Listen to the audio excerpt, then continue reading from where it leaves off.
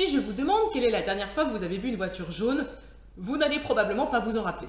En revanche, il est fort probable que vous en voyiez une aujourd'hui, justement parce que je vous en ai parlé. C'est à cause du biais de disponibilité, autrement appelé biais de disponibilité mentale, et on en parle maintenant.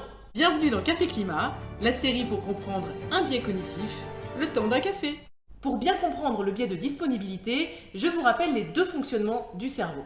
Quand on doit prendre une décision, on a une idée qui nous vient. Cette idée, elle nous vient de ce qu'on appelle le système 1, la pensée rapide, la manière qu'on a de penser, on dit quelquefois intuitivement. C'est les idées qui nous viennent. Et ensuite, on va éventuellement faire l'effort de vérifier ce que le système 1 nous a suggéré avec ce qu'on appelle le système 2, la pensée lente. Le biais de disponibilité, c'est le fait que notre système 1, notre pensée rapide, a tendance à s'attacher aux informations disponibles simplement parce qu'elles sont là. Pas parce que c'est les plus importantes, pas parce qu'on en a besoin, mais parce qu'elles sont disponibles. Un exemple de ça qui était frappant pendant la crise du Covid-19, c'est qu'on n'arrêtait pas de comparer le nombre de cas entre les différents pays.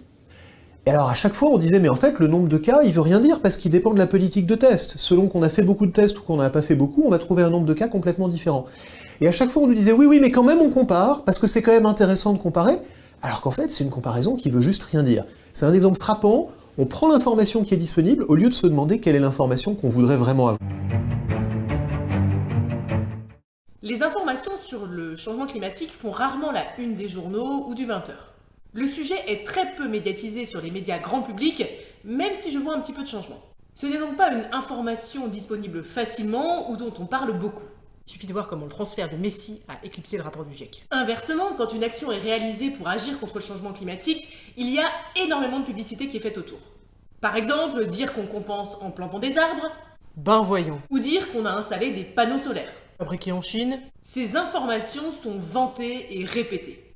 Notre cerveau retient donc globalement que le problème n'est pas très grave et qu'il y a plein d'actions en cours. Il n'y a pas énormément de solutions, il faut prendre le temps de se documenter. Pas besoin d'y passer des heures, on peut juste regarder une conférence, regarder une vidéo, regarder la saison 1 de Café Climat. Je vous mets plein de suggestions dans le descriptif de la vidéo. En conclusion, rappelez-vous que ce n'est pas parce qu'une information est disponible que c'est forcément la plus pertinente.